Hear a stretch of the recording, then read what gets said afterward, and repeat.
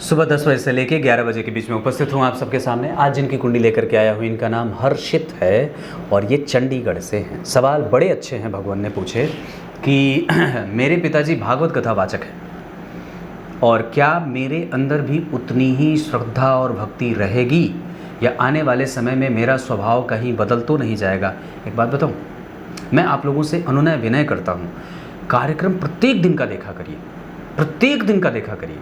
प्रत्येक दिन का देखने का मतलब क्या होगा कि आप सबसे पहले तो रेगुलर रहेंगे और दूसरा कि प्रत्येक कार्यक्रम में मैं जो है वो किसी भी तरीके से इसको व्यावसायिक नहीं बनाना चाहता और आपको बहुत सारी चीज़ें यहाँ से समझने और सीखने को मिल जाएंगी, बहुत सारी चीज़ें। नहीं तो कुछ अच्छी चीज़ें, अगर मुझे नहीं देख रहे तो कुछ अच्छे लोगों को देख लिया करिए जो वास्तव में अच्छे हैं, जो वास्तव में आपको खाली जो है वो इधर उधर की बातों में उलझा के रखते हैं, उनको ना देखो। वास्तव में डेटा का यूज़ बहुत अच्छे तरीके से होना चाहिए और अच्छी चीज़ों पे होना चाहिए। आइए, चंडीगढ़ की ये कुंडली कन्या लग्न के भगवान हैं और लग्नेश जो हैं वो जन्म कुंडली में 6वें भाव में, और यहाँ के जो जन्म कुंडली के अष्टमेश होते हैं वो आपकी कुंडली के लग्नेश बन जाते हैं। नीच के सूर्य यहाँ भी थोड़े कमज़ोरी हैं, हालांकि मंगल की दृष्टि हो के थोड़ी साहसिक प्रवृत्ति बनेगी। मतलब एक बात बताता हूँ आप लोगों को, दरअसल यहाँ पे इन्होंने एक सवाल पूछा है कि मेरा 7वां भाव कमज़ोर है, और वो इन्होंने इसलिए कहा है क्योंकि इनकी कुंडली में सूर्य ने गुरु को अस्त कर दिया है। पर क्या वास्तव में ये 7वां भाव कमज़ोर होगा? जब आप इस पर विचार करेंगे तो मैं कहूँगा नहीं। क्यों? ग्रंथ की बात है कि अगर राशि का अधिपति वहीं बैठ करके अस्त होता हो तो गुरु का प्रभाव कमज़ोर नहीं होगा। निसंदेह सूर्य के बैठने के कारण इस लग्न की कुंडली के लिए 12वें भाव, ये तो इस कुंडली में मैं ये बात कह रहा हूँ, पर ये अन्य किसी की कुंडली में जहाँ पे सूर्य किसी अच्छे भाव के अधिपति होते हों, मान लीजिए वो भाग्य के अधिपति हों या पंचम के अधिपति हों, लग्न के अधिपति हों, दशम के चतुर्थ के अधिपति हों, या इसी में मान लेते हैं इसी कुंडली की मैं बात करता हूँ, तो सूर्य चूंकि वर्गोत्तम है तो 7वां भाव बली हो गया। और दूसरा कि इस भाव में 2 परम मित्र बैठे हैं, ग्रह अस्त होंगे तो विवाह विलंब से होने का योग लगेगा। आपकी दिनचर्या जो है वो देर से शुरू होगी। हो सकता है कि आप जो है वो आरंभ में जीवन में धन जोड़ने के लिए बहुत ज़्यादा प्रयासरत रहें। इसका प्रभाव ये नहीं होगा कि आपका दाम्पत्य कमज़ोर हो जाएगा, ऐसा नहीं है। उसके बहुत सारे, एक ही ग्रह कई तरीके के कारक क्षेत्रों के अंतर्गत अपना प्रभाव देता है और एक ही भाव से कई तथ्यों का विचार किया जाता है। क्लियर है? तो यहाँ पे सूर्य के कारण गुरु को एक अतिरिक्त बल भी मिलेगा जो उनमें साहस देगा, जो उनको बल देगा, जो उनको शोधित करने का काम करेगा, क्योंकि वो परम मित्र को अस्त कर रहे हैं। यहाँ पे शनि अगर बैठे होते तो शनि का बल बढ़ जाता, गुरु के साथ बैठे हैं तो गुरु के पास भी अतिरिक्त बल होगा। निसंदेह वो अस्त होंगे तो आपको मेहनत ज़्यादा करनी होगी। कुंडली में हो सकता है कि मशक्कत थोड़ी बढ़ जाए, मेहनत थोड़ी बढ़ जाए, पराक्रम ज़्यादा करना पड़े, लाभ देर से मिले, ऐसा संभव है। अब एक बात और भी बता दूं, तो इस गुरु की दृष्टि को देखिए और राहु की दृष्टि को देखिए, ये दोनों एक दूसरे को देख रहे हैं और गुरु ने चंद्रमा को भी देखा है और उच्च की दृष्टि से लाभ भाव को देख रहे हैं। इसका मतलब होगा कि पापक ग्रह का शुभ ग्रह की राशि में इसी भाव के अधिपति के साथ बैठने से आपका 11वां भाव बलवान होगा, वो कमज़ोर नहीं होगा, क्योंकि इस भाव पे गुरु जैसे शुभ ग्रह की दृष्टि पड़ेगी और इस भाव का अधिपति यहीं बैठा है। शुभ ग्रह की राशि बनी, पापक ग्रह बैठ करके उसमें शुभता लाने का प्रयास करेगा और इस भाव का अधिपति यहीं बैठा है। तो ये बात आपकी कुंडली में कमज़ोर नहीं है, उस भाव पे एक शुभ ग्रह गुरु की दृष्टि है। दूसरा कि आपकी कुंडली में जो गुरु और सूर्य हैं वो केंद्र में आ रहे हैं, इसका मतलब है कि 2 परम मित्र आपकी कुंडली में लग्न को देख रहे हैं जो आपको इतना ज़्यादा नेचुरल बनाएंगे, इतना ज़्यादा सैद्धांतिक बना देंगे, इतना ज़्यादा मोरल बना देंगे, इतना ज़्यादा व्यक्ति को प्राकृतिक रूप से व्यक्ति में इतनी ज़्यादा महनीय वो हो जाता है, बहुत ही महानतम स्थिति को प्राप्त कर जाता है। ये बहुत ही सामान्य बात नहीं है। गुरु अस्त होंगे तो हो सकता है कि आपके पिताजी को भी थोड़ी सी मशक्कत करनी पड़ी हो सकता है आपके दाम्पत्य में देर से शुरुआत हो सके, हो सकता है दैनिक जीवन आपका कष्ट से बीते, हो सकता है जद्दोजहद बाकी रहे, हो सकता है आपका डेली बेसिस का इनकम थोड़ा कम होता हो, जितनी मेहनत आप करते हो उतनी आपको चीज़ें ना मिलती हों, जितने अंक मिलने चाहिए परीक्षा में उतने ना मिलते हों, जितना होपफुल होना चाहिए उतना व्यक्ति नहीं होता, होपलेस जल्दी हो जाता है। ये सारी चीज़ें भी तो होती हैं क्योंकि आपका जो छोटा समाज है, जो आपके मित्रगण हैं, वो आपको प्रभावित करते हों। हो सकता है उनकी कही गई बातें आपको बहुत ज़्यादा प्रभावित कर देती हों। ये सब भी होगा और ये निश्चित रूप से होता होगा। तो ऐसा नहीं है भगवान कि आप जो है वो आपकी कुंडली का सप्तम भाव कमज़ोर है, ऐसा नहीं है। कारण बताता हूँ। आपकी कुंडली में जो मंगल हैं वो द्वितीय भाव में हैं, ये एक थोड़ी सी समस्या देंगे यहाँ पे। विवाह विलंब के योग यहाँ भी बन रहे हैं और यहाँ भी बन रहे हैं, क्योंकि शनि की दृष्टि है, मंगल की दृष्टि है, और इस भाव के अधिपति जो हैं वो शुक्र राहु से केंद्र में आ रहे हैं, और इस भाव से भी राहु केंद्र में आ रहा है। इस भाव के अधिपति पे किसी भी शुभ ग्रह का कोई प्रभाव नहीं है। शुक्र के ऊपर किसी भी शुभ ग्रह का कोई प्रभाव नहीं है, उल्टा वो अष्टम में बैठ गया है। नीच के शनि के साथ बैठने के कारण शुक्र का प्रभाव भी कमज़ोर हो जाएगा। कोई भी ग्रह जब नीच के ग्रह के साथ बैठेगा तो उसका प्रभाव कमज़ोर हो जाएगा। पर वस्तुतः वो नीच के ग्रह के साथ बैठने के कारण आपको, अब आपने जो सवाल पूछा था कि मेरे पास धर्म कितना जागृत रहेगा, तो ये तो रहेगा क्योंकि गुरु और सूर्य की दृष्टि जा रही है। दूसरा, चंद्रमा स्वग्रही हैं, और एक धर्म भाव के अधिपति जो शुक्र हैं वो जो भाग्य भाव के अधिपति भी होते हैं, और धर्म भाव यही दोनों है। इस भाव के अधिपति शनि जैसे ग्रह के साथ बैठे हैं।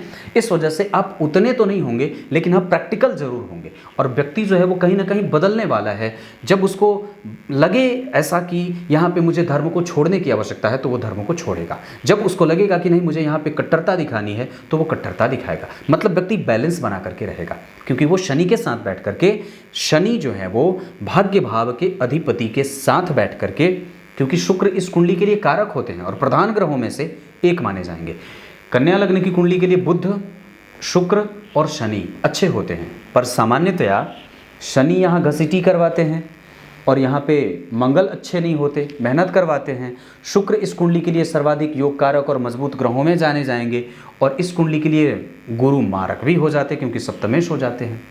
तो ये बात है। राहु की दृष्टि पड़ रही है, इस वजह से व्यक्ति को कभी मंदिर का दर्शन, पिता का आशीर्वाद, पिता के साथ संबंध, अपने प्रियजनों के साथ, अपने दाम्पत्य में कभी भी कम्युनिकेशन गैप ना करना चाहिए, उसकी बात सुननी चाहिए, ऐसा होता है। तो ये बात यहाँ तक। उसके बाद मैं क्या बोल रहा था कि भाग्य भंग योग लगा। भाग्य भाव के अधिपति का अष्टम में जाना भाग्य भंग योग लगाएगा, लेकिन एक उसका लाभ ये होगा कि व्यक्ति सोचता बहुत अच्छा है। वो कभी भी किसी के बारे में बुरा नहीं सोचेगा। वो कभी भी बोल बोल के गला जो है वो गर्म हो गया है।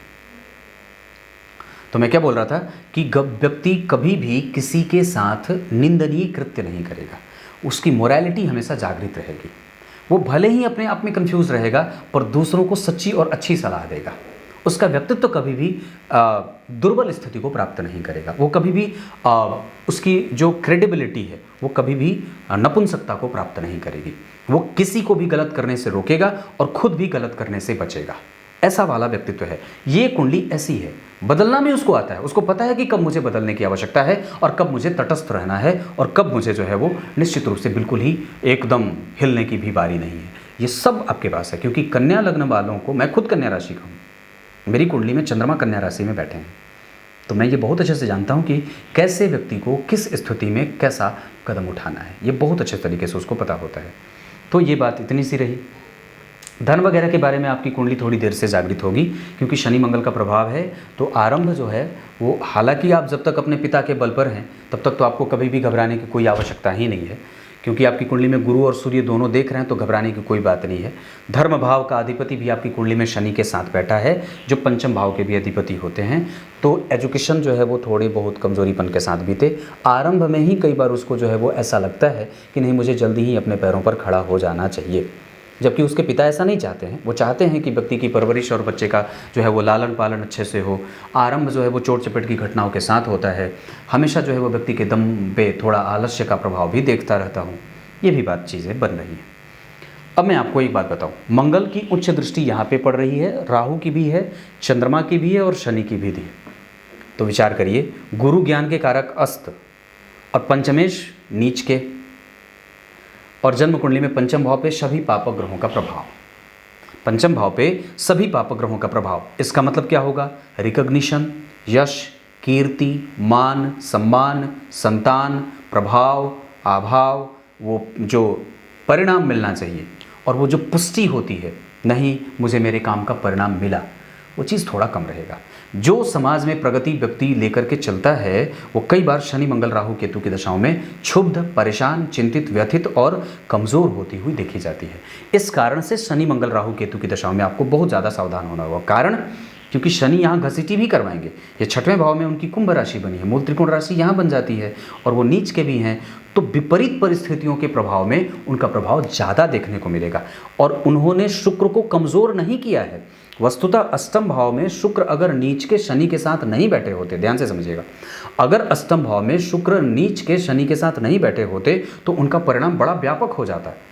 हो सकता है कि भले आपका भाग्य बल थोड़ा कमज़ोर हो, पर एक बात वहाँ बहुत ज़्यादा मजबूत हो जाती कि आपकी कुंडली का रिसर्च क्षेत्र बहुत अच्छा हो जाता, आपके मंत्र का बल बहुत अच्छा हो जाता, आपका बुद्धिमान होना और भी ज़्यादा प्रासंगिक हो जाता, आपके अनुभवों में और भी उसके संग्रह के योग बढ़ जाते, ऐसा होता। लेकिन वो नीच के शनि के साथ बैठे हैं, इस वजह से इन चीज़ों पे ध्यान थोड़ा कम जाता है और व्यक्ति अपने वास्तविक परिस्थिति में ही उलझा रहता है। कई बार वो जितना डीप थॉट में जाना चाहिए, जितना क्रिएशन करना चाहिए, उतना वो नहीं कर पाता। क्लियर है? मंगल ने शुक्र को देखा है, तो मंगल कौन है इस कुंडली के लिए? पराक्रमेश, धन भाव के अधिपति को देखे। अब यहाँ पे क्या बात होगी कि आपको कई बार प्राइवेट सेक्टर में ही नौकरी करने के योग बनेंगे। बहुत छोटे स्तर पे व्यक्ति जो है वो सरकारी नौकरी के लिए प्रयास करता है, पर अगर मैं सवाल का उत्तर दूं तो क्या मेरी कुंडली में सरकारी नौकरी के योग हैं? तो मैंने कहा हाँ। तो क्या ये इतने मजबूत हैं कि वो मुझे सरकारी नौकरी ही दिलवा के छोड़ेंगे? मैंने कहा नहीं, उतने मजबूत तो नहीं है। क्यों? क्योंकि अब यहाँ पे इस सवाल का उत्तर देने के लिए मैं यहाँ पे बदल भी सकता हूँ, और अभी तक मैंने इनकी कुंडली में अब जो चीज़ मुझे देखनी चाहिए वो मैंने नहीं देखा, तो अब मैं वो देख करके आपको हाँ या ना का उत्तर देता हूँ। आपकी कुंडली में सरकारी नौकरी के योग हैं 75% तक। 25% तक आपको आपके पराक्रम का परिणाम देर से मिलेगा। कारण, क्योंकि शनि की यहाँ पे दृष्टि है तो वो दे जरूर देंगे, शनि की दृष्टि यहाँ पे है तो वो जरूर दे देंगे। मंगल का प्रभाव जन्म कुंडली में 10वें चतुर्थ भाव पे है तो वो अवश्य ही देना चाहेंगे, और जन्म कुंडली के जो 10वें भाव के अधिपति हैं वहाँ से शनि का संबंध जो है वो तृतीय एकादशवें का बन रहा है। 10वें भाव के अधिपति और लग्न के अधिपति एक बार में नहीं होने देंगे, 3 बार 4 बार में आपको मेहनत करवाएंगे, तब जाकर के आपकी सफलता सुनिश्चित होगी।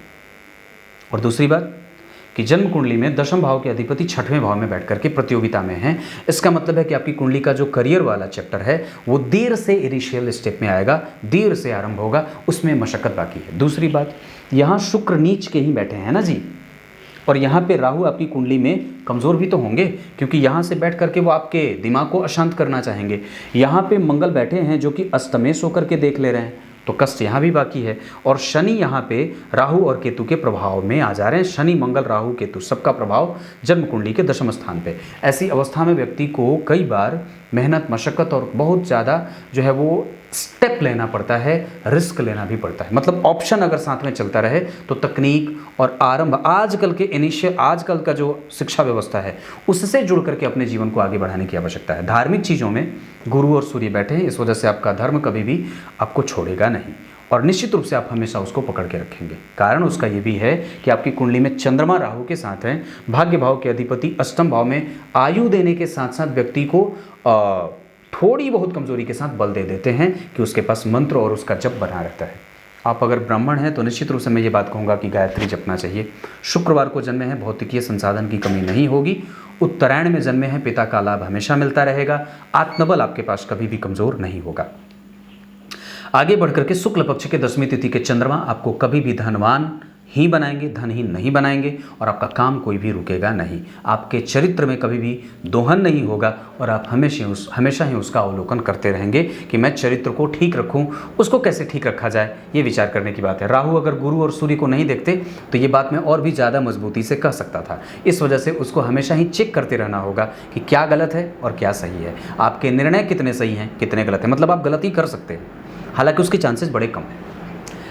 पुष्य नक्षत्र में जन्मे हैं, राजसिक हैं और राजा की भांति ही आपका जीवन व्यतीत होगा। कष्ट वाली स्थिति नहीं है। मंगल द्वितीय भाव में है, थोड़ी बहुत कमजोरी रहेगी, वो एक सामान्य बात है, उसको लेकर के बहुत ज़्यादा चिंतित नहीं होना है। कारण, क्योंकि शुक्र भी तो देख रहे हैं भाई जी, और शनि की उच्च दृष्टि भी तो जा रही है। इस वजह से घबराने वाली कोई बात नहीं है। प्रतियोगिता रहेगी अवश्य, ऋण में आप रह सकते हैं, इस वजह से लेना देना कम करिएगा। बहुत ज़्यादा लेन देन मत करिएगा, बहुत ज़्यादा रिस्क लेने की भी बारी नहीं है, खास करके मंगल की दशा में। ब्राह्मण वर्ण और देवगण के होने के कारण आपके पास शुद्धता है, आपके पास परिपक्वता है, आपके पास चारित्रिक दोष नहीं है, आप बिल्कुल ही निष्ठुर नहीं हैं, पापी नहीं हैं, कामी नहीं हैं, घमंडी नहीं हैं, और बिल्कुल ही चरित्रवान हैं, सुगठित हैं, सुमधुर हैं, बेहतर हैं, सत्यवादी हैं, निष्ठावान हैं, कर्तव्यपरायण हैं और बेहतरीन हैं। अब अगर ये बात नहीं होंगी तो निश्चित रूप से अपने आप को बदलने की आवश्यकता है। ये बात मैंने इतनी बताई, अब आपको आगे और भी बता देता हूँ। लग्न और कुंडली पे आके सूर्य जिस स्थिति में बैठे हैं उसके आधार पर आपकी कुंडली में सूर्य के पास बल थोड़ा कमज़ोर होगा, हालांकि डिग्री के हिसाब से वो आपको संपूर्ण परिणाम देते रहेंगे। चंद्रमा आपकी कुंडली में संपूर्ण परिणाम देंगे और आपको राजा तुल्य, नृपतुल्य और संपूर्ण लाभ जो आप प्राप्त करना चाहते हैं वो आपको चंद्रमा की दशा में भी प्राप्त होते हुए देख रहा हूँ। मंगल आपकी कुंडली में स्वाति नक्षत्र के आपको कई बार बहुत ज़्यादा डिसबैलेंस करने के लिए जाने जाएंगे, मेहनत ज़्यादा करवाएंगे, मशक्क़त ज़्यादा करवाएंगे, बचत कम करवाएंगे और बचाने की स्थिति में व्यक्ति कमज़ोर होता भी है, वो बचा नहीं पाता है। इमोशनल होने के कारण कई बार दूसरों के ऊपर भी अपना पैसा खर्च करता है। तो जेब ढीली करने से पहले विचार कर लीजिए कि किस पे कर रहे हैं, कितना कर रहे हैं और क्यों कर रहे हैं, उसकी आवश्यकता है या नहीं है। बुध जन्म कुंडली में जिस स्थिति में बैठे हैं उसके आधार पर आपकी कुंडली में परिपक्वता, ज्ञान की स्तुति, भगवान की भक्ति, तार्किक, समझदार और बुद्धिमान होना कभी भी कम नहीं होगा।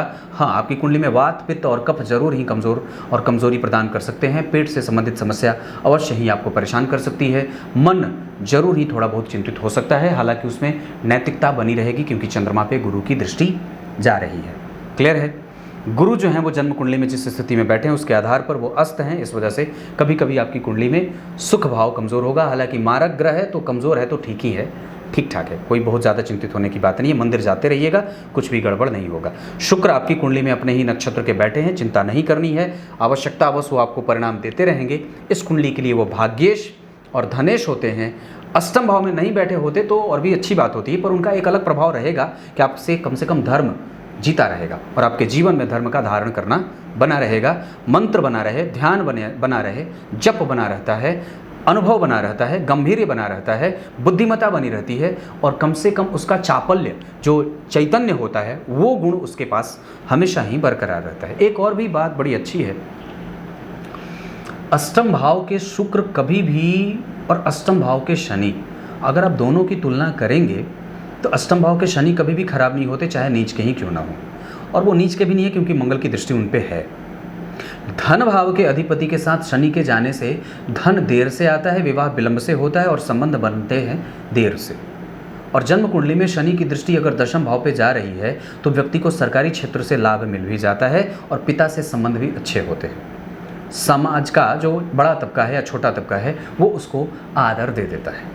शनि की 10वीं दृष्टि जो पड़ेगी पंचम भाव पे वो आपकी कुंडली के लिए अच्छी होगी क्योंकि वो जन्म कुंडली में थोड़ी बहुत संतान को रोग व्याधि के बाद भी कम से कम वो रिकॉग्निशन आपको जो मिलती चाहिए या जो मिलनी चाहिए वो आपको दे देते हैं, उसमें वो काटपीट नहीं करते। हाँ, विलंब देना उनका कारण होता है और वो उस चीज़ के लिए जाने जाते हैं, वो चीज़ रहे। लेकिन चूंकि एकादशवें भाव में चंद्रमा बैठे हैं तो आपको वो सारी चीज़ें मिल जाएंगी। कारण उसका है क्योंकि शुक्ल पक्ष के 10वीं तिथि के चंद्रमा शुभग्रह हैं और आपकी कुंडली में वो परिपक्वता से अपना परिणाम दे रहे हैं। मंगल का चंद्रमा से चौथे घर में जाना ये अलग तरीके से धनवान और आपको कई बार कुपात्र पे दृष्टि डालने वाला, या कई बार लोग आपको देख करके भड़क जाते हैं क्योंकि आप इतने कई बार सत्य बोलने वाले या कई बार कठोर बोलने वाले हो जाते हैं, ये भी होगा। शुक्र के बाद शनि जन्म कुंडली में ठीक है, वो आपको अनुभव देंगे और निश्चित रूप से वो डिग्री में 25% से ज़्यादा ही परिणाम करेंगे। इस कुंडली के लिए वो 6वें भाव के अधिपति होकर के 8वें भाव में नीच के बैठे हैं। कोशिश करिएगा कि आलस्य ना रहे और कोशिश करिएगा कि जिसको धन दें वो आपको पैसे समय पे लौटा दे। आप लेने वगैरह का ज़्यादा काम मत करिएगा। राहु और केतु आपकी कुंडली के आधार पर बुद्धिमान बनाएंगे और केतु आपकी कुंडली में साहस, ऊर्जा, बल, पराक्रम और धैर्य धारण करने की क्षमता देंगे, अनुभवी बनाएंगे। ये तो रही नक्षत्र की बात। अब नवमांश कुंडली में जब आप देखते हैं तो कुंडली के 3 केंद्र खाली और लग्नेश मंगल 12वें राहु के साथ, ये ठीक नहीं है भाई जी। मंगल का 12वें जाना दाम्पत्य में अग्नि जला देते हैं, वो जला देते हैं, इस वजह से कुंडली मिला करके करना होगा। कारण क्योंकि यहाँ भी चंद्रमा से चौथे और द्वितीय भाव से कई बार यहाँ से भी मांगलिक दोष के उत्पन्न होने के योग बनते हैं क्योंकि मंगल के ऊपर शनि की दृष्टि है और गुरु जो है वो अस्त हैं, तो सप्तमेश अस्त और सूर्य जो है वो सप्तम भाव में कहीं ना कहीं उसको साहस दे रहे हैं। तो वहाँ पे गंभीरता तो रहेगी पर वहाँ पे जलने की बदबू भी आएगी और राख अगर रहेगी तो अग्नि भी रह जाती है कई बार, तो ये नहीं होना चाहिए। इस वजह से कुंडली मिला करके ही विवाह हो। तो विवाह किससे हो? जो मेष लग्न की हो, जो कर्क लग्न की हो, जो कर्क लग्न की हो वो बढ़िया हो, जो मकर लग्न की हो बढ़िया हो। राशियाँ भी ये चलेंगी। विवाह के लिए दिशा दक्षिण और पूर्व बहुत अच्छा रहे। आपकी कुंडली के लिए अंक 4 बहुत अच्छा रहे, दिन बुधवार और शनिवार का बहुत अच्छा रहे। नक्षत्र आपकी कुंडली में भरणी, पुष्य, आश्लेषा, स्वाति, मृगशीरा, उसके बाद पुनर्वसु, हस्त, श्रवण, पुष्य नहीं, थोड़ा कम, पुष्य में दान वगैरह मत करिएगा, और ये चीज़ें बनती हैं। तो ये बात मैंने इतनी बताई। दशमांश कुंडली को देख करके मैं ये बात कहूँगा, सरकारी नौकरी के योग 75% हैं और 25% योग आपकी कुंडली में अभी बुध की दशा चल रही है। तो अभी कोशिश आप करिए कि कम से कम 2028 तक आपकी कुंडली में योग बने हैं। 99 के हैं अभी, तो आप वक्त तो है आपके पास, तो इतनी घबराहट क्यों है? और इतनी जल्दी सरकारी और प्राइवेट के चक्कर में पड़ने की कोई बात नहीं है। अभी चुपचाप मेहनत करने की आवश्यकता है, क्योंकि लग्न को गुरु और सूर्य देख रहे हैं ना, तो घबराने की कोई बात नहीं है। मानता हूँ वो अस्त हैं, पर ऐसा भी नहीं है कि वो अस्त हो जाते हैं तो परिणाम नहीं देंगे, बिल्कुल देते हैं, क्योंकि डिग्री में 15 डिग्री के हैं। तो 15 डिग्री के सूर्य, 15 डिग्री के गुरु और 11 डिग्री के सूर्य, तो डिग्री में तो आगे हैं गुरु ही। तो गुरु अगर द्वंद्व होगा वहाँ पे, अगर युद्ध की स्थिति बनेगी तो गुरु आगे बढ़ेंगे। हालांकि गुरु वहाँ पे हार रहे हैं, क्योंकि गुरु का प्रभाव उतना ज़्यादा नहीं होगा जितना सूर्य का होगा। परंतु फिर भी मैं ये बात कहता हूँ कि इस कुंडली के लिए सप्तमेश अगर सप्तम भाव में बैठा है, दोष तो लगेगा उसको केंद्राधिपति, पर फिर भी वो अपनी राशि का बैठा है और निश्चित रूप से कमज़ोर हैं अवश्य ही, क्योंकि राहु से प्रभावित हैं। लेकिन फिर भी मैं उन्हें कहूँगा कि अगर आपने अपना होप बना करके रखा है, उसको जब जान गए कि ग्रह कमज़ोर है, तो अपने आप में रीगेन करने की स्थिति में आ जाइए। मंदिर का दर्शन, गाय की सेवा, रविवार को नमक, एकादशी का व्रत, एकादशी को नमक, और एकादशी को कम से कम अगर हो सके तो द्वादशी को दान, ब्राह्मणों की पूजा, ये सब चीज़ें कर दीजिए। सूर्य को अर्घ वगैरह कर दीजिए। धार्मिक कृत्यों में अपना जो है वो जीवन लगा देंगे तो चीज़ें बढ़ जाएंगी। गीता जी के 8वें अध्याय, 11वें अध्याय, 18वें अध्याय का पाठ हो जाए रात को सोते समय। ये सब चीज़ें कर सकते हैं, और चीज़ों को बार बार पढ़ने के पीछे जाइए, बार बार चीज़ों को पढ़िए और वक्त निकालिए। कम से कम धर्मग्रंथ पढ़ने से ज़्यादा, धर्मग्रंथ में सिर्फ मैंने गीता कही है, और दूसरे नंबर पे बात कही है कि धर्म ग्रंथ के बाद अगर वक्त मिले तो आप अपने काम पे फोकस करने के साथ साथ पार्ट टाइम में आप नौकरी कर रहे हैं तो नौकरी के बाद अतिरिक्त समय में आप नौकरी के लिए अवश्य ही प्रयास करिए, क्योंकि आपकी कुंडली में शनि कहीं ना कहीं संबंध तो जरूर बना रहे हैं। चतुर्थ भाव के अधिपति हैं भाई जी, लग्न को देख रहे हैं तो कुछ तो देंगे। दशम भाव के अधिपति हैं जन्म कुंडली में, और कम से कम लग्नेश होकर के 6वें भाव में बैठे, प्रतियोगिता में व्यक्ति को कुछ तो दे ही देंगे। एक बार में नहीं देंगे, 2 बार में नहीं देंगे, 3 बार में नहीं देंगे, पर आप साहस नहीं खो सकते। क्लियर है? आप ये डर इसलिए रहें क्योंकि राहु चंद्रमा के साथ है, और डिग्री में 8 डिग्री का चंद्रमा है, थोड़ा नीचे है, राहु बहुत आगे है, इस वजह से वो थोड़ा, हालांकि ग्रहण के योग तो बहुत कम है, बहुत कम है, तो इस वजह से घबराने की कोई बात नहीं है। षडबल में चंद्रमा के पास बल होगा, मंगल के पास बल है, शुक्र के पास बल है, सूर्य के पास बल है, लग्नेश के पास बल थोड़ा कम है। गणेश जी के मंत्रों का जप करिएगा, वो मंत्र मैं आपको भिजवा देता हूँ। आगे की दशाओं के बारे में चर्चा करता हूँ। राहु और केतु में बुध बोल रहा हूँ, राहु और केतु की स्थिति में राहु आपकी कुंडली में थोड़े नेगेटिव कभी कभी जाएंगे, पर केतु आपकी कुंडली के लिए ठीक रहेंगे, क्योंकि शनि की दृष्टि उसको प्राप्त हो जा रही है। सूर्य और चंद्रमा को बल देने की आवश्यकता है इस कुंडली में, बुध का जो है वो प्रभाव ठीक रहे। इस वजह से मैं एक बात और कहूँगा, तो आपकी कुंडली के आधार पर अगर कुछ पहनना होगा तो आप चंद्रमा का रत्न पहन सकते हैं। उसके बाद आपकी कुंडली में मंगल ठीक है, परिणाम अच्छा करेंगे। बुध जो है वो जन्म कुंडली में मृतप्राय हो रहे हैं डिग्री के हिसाब से, इस कारण से गणेश जी के मंत्रों का जप कहूँगा, अगर हो सके तो उनको बल दे सकते हैं, उनका भी रत्न आप धारण कर सकते हैं। उसके बाद गुरु और शुक्र बहुत अच्छी स्थिति में है, ये दोनों आपको बल देंगे और अनुभव रहेगा। ज्ञान और ज्ञान चक्षु हमेशा ही विकसित रहेगी, उससे घबराने की कोई बात नहीं है। शनि आपकी कुंडली में 50% के साथ उपस्थित हैं, राहु और केतु आपकी कुंडली में 25% के साथ परिणाम देंगे, मतलब वो थोड़े बहुत कमजोरीपन के साथ एहसास दिला सकते हैं। दशाओं के क्रम में अगर बात करूं तो भवन वगैरह के तरीके से आपकी कुंडली में आपके पास घर से दूर जाने का भी योग देख रहा हूं। कई बार व्यक्ति को इकट्ठा करने में मशक्कत होगी। संतान वगैरह का सुख आपकी कुंडली में है, उसको लेकर के चिंता करने की आवश्यकता नहीं है। बलाबल में आपसे संबंध आपके पिता के साथ अच्छे होने चाहिए, इस बात पे फोकस बढ़ा दीजिए। इसके अतिरिक्त आपकी कुंडली में उनके साथ संबंध अच्छे भी हैं और कई बार थोड़े कठोर भी हो जाते हैं। माता के स्वास्थ्य और माता से प्रेम, माता पिता दोनों ठीक हैं, उसमें कोई गड़बड़ी नहीं, वो ठीक है। और मैं समझता हूँ कि आपकी बुद्धि कभी भी भ्रमित नहीं होगी। गुरु, शनि, राहु और केतु इनकी दशाएं मेहनत करवाएंगी। बाकी शुक्र, मंगल, चंद्रमा, सूर्य और बुध इनकी दशाएं धनदायक होंगी और आराम से बीत जाएंगी। ये आपकी कुंडली है। उपासना वगैरह का योग आपकी कुंडली में है, पर एक बात बता दूं तो व्यक्ति उलझा हुआ है और उसके दिमाग में थोड़ा कन्फ्यूज़न भी है। एक बात और भी कह दूं तो आपकी कुंडली में नौकरी के योग बन रहे हैं, इस वजह से पहले नौकरी का ही प्रयास करिए और अपने आप को और भी ज़्यादा थोड़ा सजग बनाइए, क्योंकि अभी आप और भी ज़्यादा प्रैक्टिकल हो सकते हैं, अभी और भी ज़्यादा समझदार हो सकते हैं, क्योंकि उसकी थोड़ी सी कमज़ोरी मुझे दिख रही है, क्योंकि गुरु और राहु और चंद्रमा और राहु का प्रभाव गुरु पे, ये थोड़ी सी चीज़ें गड़बड़ कर रही हैं। अगर भवन भूमि वाहन आदि कभी भी कुछ करना होगा तो शुक्र की दशा को देखिएगा। अगर कुछ भी अपना करना होगा, अपने नाम पे करना होगा, तो आपको उसके लिए चंद्रमा को देखना चाहिए। अगर कुछ भी और करना होगा, संतान वगैरह से संबंधित कोई भी निर्णय लेने होंगे, तो आपको बुध की दशा और गुरु की दशा या शनि की दशा पे ध्यान देना चाहिए। माता पिता से संबंधित अगर कोई भी निर्णय लेने हों, या फिर आपकी कुंडली में जो सबसे खराब दशा जाएगी वो सूर्य में मंगल और शनि मंगल और सूर्य की दशाएं एक साथ जब टकराएंगी तो गड़बड़ी होगी। इस वजह से इन दशाओं में अपने और अपने परिवार का विशेष ख्याल रखना है। कुछ इसी तरीके से आज के कार्यक्रम का समापन करते हैं। गणेश जी का मंत्र मेरे ऑफिस से मिल जाएगा। तब तक के लिए बहुत बहुत नमस्कार।